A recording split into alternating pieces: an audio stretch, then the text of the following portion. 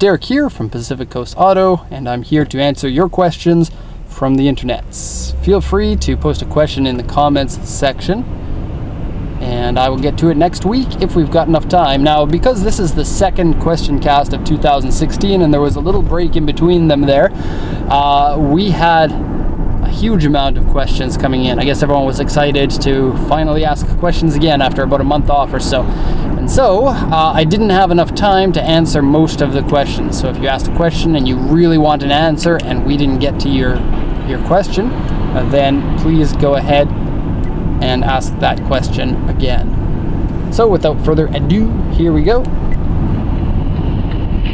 Akib Hanif says, "Hi Derek, how much would a 1996 to 1998 spec Integra DC2 or DB8 Type R cost and shipped to United Arab Emirates?" Before we answer the question, I just wanted to let everybody know that the difference between those two models is the DC2 is the one that everybody knows about, and that is the famous Integra Type R.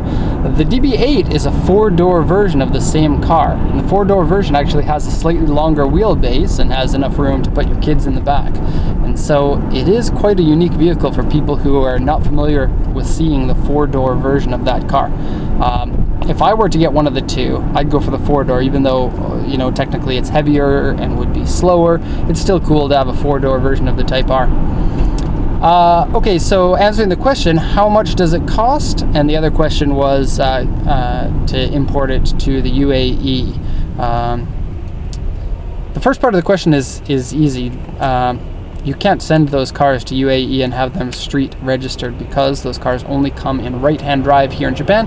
And if you really want to get one of those cars for the UAE, then buy one from the States, which unfortunately is really hard to find, but buy one from the States and then send it there because it'll be left-handed drive, and so you can drive the cars on the road there. I believe, now don't quote me on this because I may be wrong and I don't want there to be any problems if I am wrong, but I think that you can import them just for track use, if that's what you want to do. And so keep that in mind. There may be ways to register it, but as far as I know, you have to swap the handle over to the other side, or handle here. The Japanese word for steering wheel is handle, and so that's why I said that. And so yes, that would be a particular problem. As far as the costs of them go, in terms of price per horsepower, they're not good value for money, but they're fantastic cars. They feel a lot faster than it looks like they are on paper, and they're way more fun to drive than many of the more powerful cars, like for example the Impreza or the Evo, in my opinion. And I know some people will disagree with that because those are two awesome cars to compete it against, but no, the DC2 is a fantastic car, highly recommended. Costs depend on the year. So this person asked particularly for the 96 to 98, which is the cheaper of them. The 98, 99, those are the more expensive ones by probably about 50% more. The early models can be had from anywhere between about 350,000 yen to about 700,000 yen.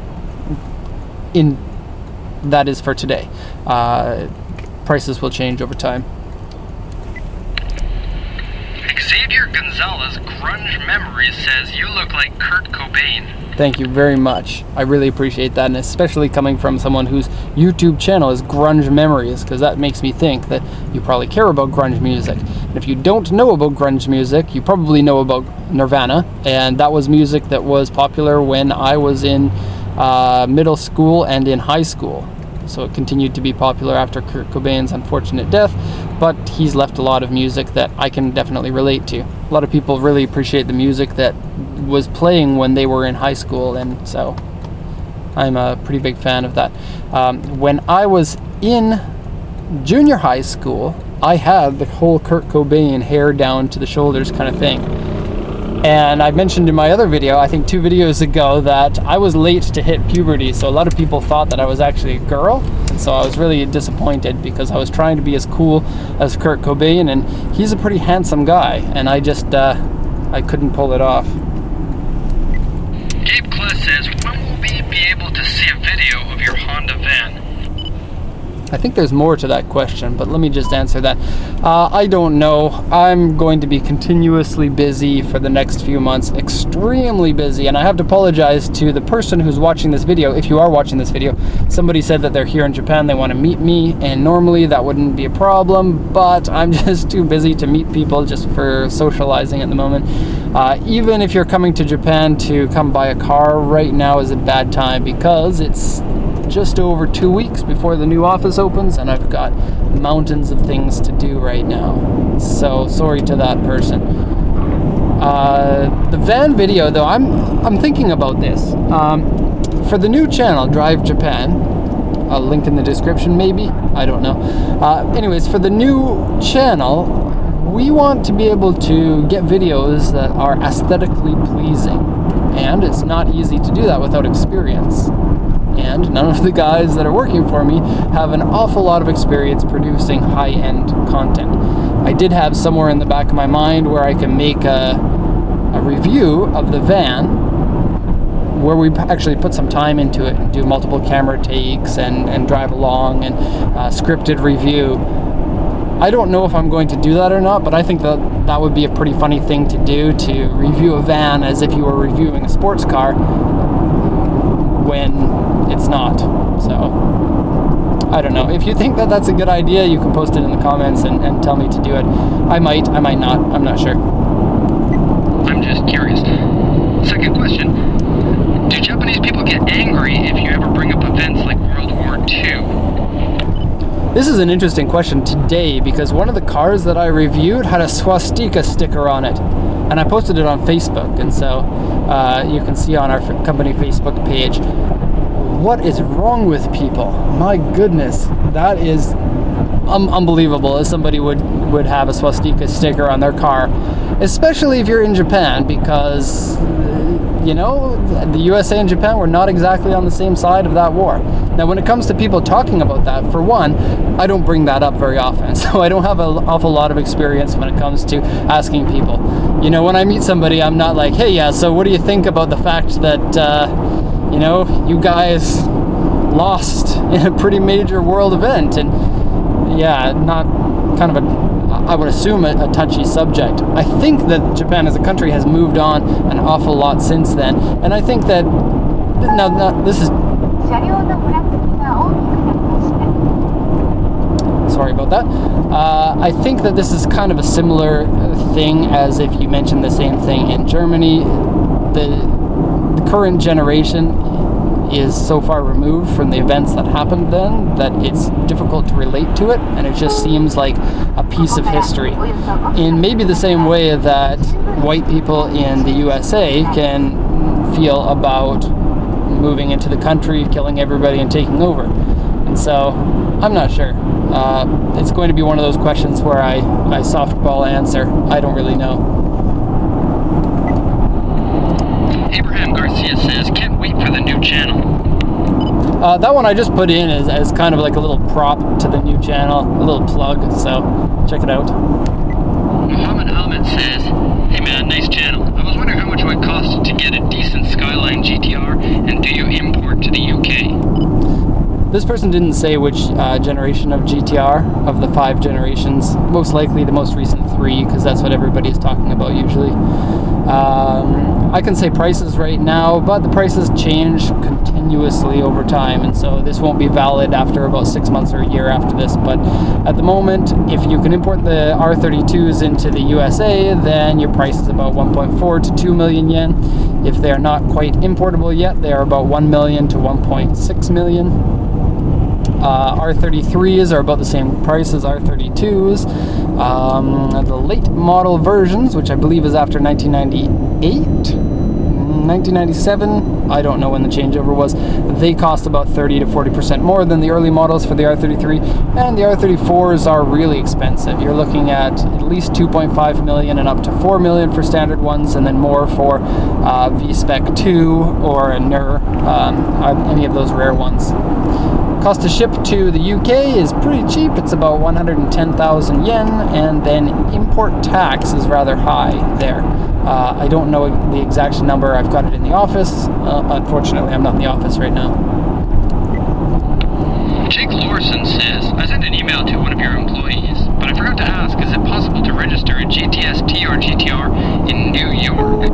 Yes, New York has... It's really annoying when your car talks to you, especially when it's on your commute and they say, the next 2 kilometers are a place where commonly has backed up traffic and accidents. And I'm just like, wow, I really don't want to hear that again and again and again. And there's a speed camera right there that you always have to slow down for, because the speed limit right here is 60 kilometers an hour, but most people go 80 here. And it's kind of funny. Everybody slows down for the camera and then speeds back up. What was that question? I can't remember.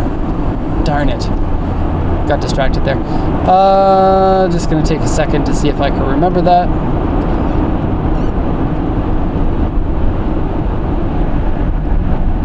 Nope. Okay, I'm sorry to the person that asked that question. What I'm going to do is answer that one at the end, perhaps. Maybe we can do this. Let's do this without crashing. Says, hi Derek, how much would a 1996 to 1998 spec? This is going to be annoying because I'm going to wait for about 45 seconds as those questions go through so I can listen to that question again. Xavier Gonzalez Grunge Memories says, you look like Kurt Cobain. Thank you. Gabe Plus says, when will we be able to see a video of your Honda van? I'm just curious. Not yet. Second question. Do Japanese people get angry if you ever bring up events like World War II? Maybe. Abraham Garcia says, can't wait for the new channel. Thanks. Muhammad Ahmed says, hey man, nice channel. I was wondering how much it would cost to get a decent Skyline GTR, and do you import to the UK?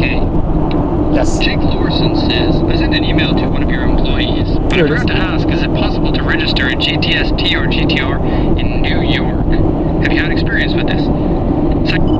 Oh, it turns out that I didn't even have a question, so that's kind of funny. Yeah, sending to New York shouldn't be any different from anywhere else. We can send directly to New York, and the shipping cost is about $1,000 US or so to there. You know what's funny about the US? There are 2 different carriers, and they go to different ports. So if you're sending to California, it actually costs you more than sending to New York. Kind of crazy, but it is what it is. Second question. Do you think that the price of the 1990 GTRs will lower throughout the year now that 1991s are becoming legal? This is a very good question, and if I were to guess, I'd probably get it wrong. But here's the thing. The price of the Skylines in the US has spiked dramatically, maybe even twice the cost,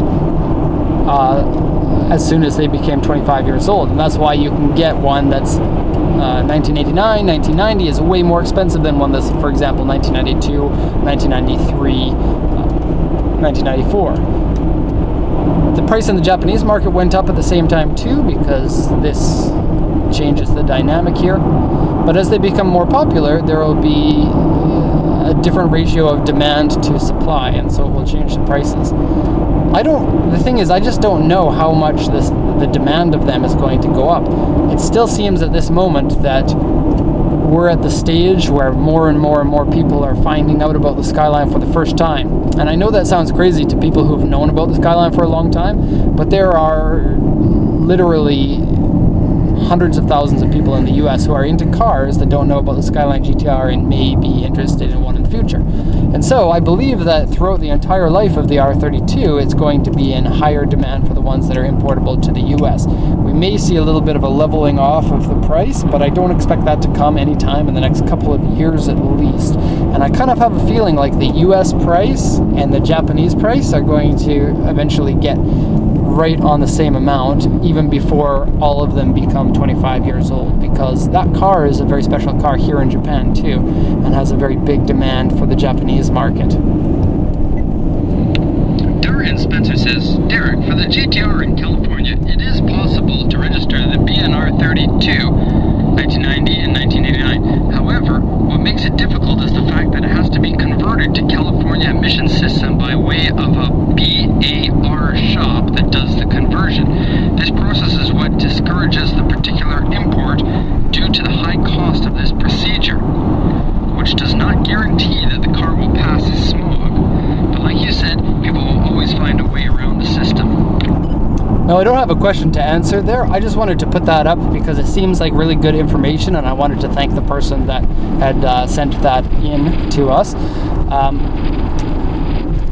For people who are coming to me and they want to import cars into California, my answer is still going to be it's probably not going to be possible. But if you can find a way, you're free to try.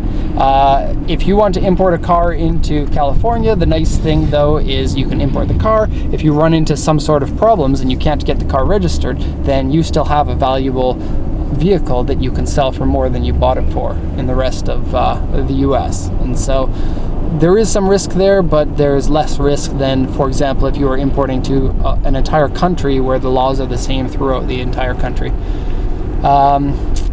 It would be good to see more sports cars go to California and to figure out the system for importing that. And so if you are an importer, there's probably good money to be made if you can figure out how to do that effectively and repeatedly for whatever cars that you're bringing in. This is the final question from Derek Weldon. What is the car culture like in Japan? Is it like the movie Fast and the Furious Tokyo Drift? Or is it just like our modified scenes like here in the States? This is a really good question, and one that I really want to make a video about, that I can sit down and I can script this, because there's an awful lot of information and I'm just not that good at organizing information in my mind when I'm going to speak, you know, right on the spot, no editing, anything like that. And so I'd like to really script this out and, you know, get the sound in a studio and make a really good video out of it, because it is a really awesome question and it's something a lot of people wonder about. I don't think that the car culture in Japan is very similar to really any movie, because movies just don't get reality. They don't want to get reality. They want to get whatever is going to make the movie cool and appealing to people. So I don't think that the car culture is exactly the same as it is in Tokyo Drift. In particular, in Tokyo Drift, they really showed that being a car guy in Japan is really cool and is reason for admiration from your peers. And I think that is the opposite, actually. For the general population, they find that people who are really into cars here in Japan are kind of the same as the people who are really into comic books in the US. So someone who's on the fringe of society, who might be a little bit weird and quirky, and people don't understand why they like cars so much. And so I don't think that that's something that you really get in Canada or the US or most other countries. I think that that's specific to Japan. And I don't think that it's something that people would, you know, this is where it's a little bit difficult to explain, because people in Japan accept the other people's quirks and their hobbies a lot easier than they do in the US. And so while I'm saying that people generally think that car people are kind of nerds, they don't really seem to get upset in the same way that US or Canadian people would say, oh, that person's just they're an anime nerd, so I don't want to have anything to do with them. And that's another point here, is that people in the car scene here are very supportive of each other's style of tuning, even if it's not something that they themselves would do. And a good example of this is all of the I don't know what you want to call it, but Stance or Hella Flush or all of those other cool names for cars with their tires that are put on incorrectly. Those kind of cars are popular here with some people, and then other people don't like that, but you don't see all of the hate from one group to another that you do in so many other cultures. And so that's probably the number one best thing about car culture here in Japan, is that most of the time people are pretty easygoing.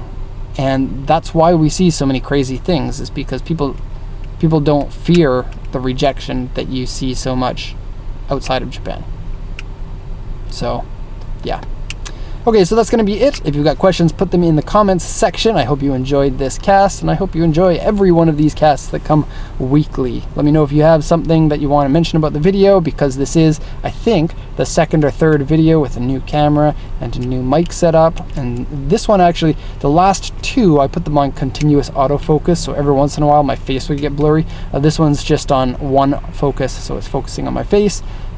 I didn't look at the screen, so I don't know if it's actually focusing on my face. It could be focusing on the back window or something the entire time of this video, but yeah. let me know about the technical side of things, the audio and whatnot, because these kind of things matter a lot for our new channel that's going to be coming up, and we have an awful lot to learn. And if we can get help from everybody, shoulder checking, if we can get help from everybody of what they want and what looks good and how to improve, then we can make better content for you. So thanks a lot for watching, and have a good one.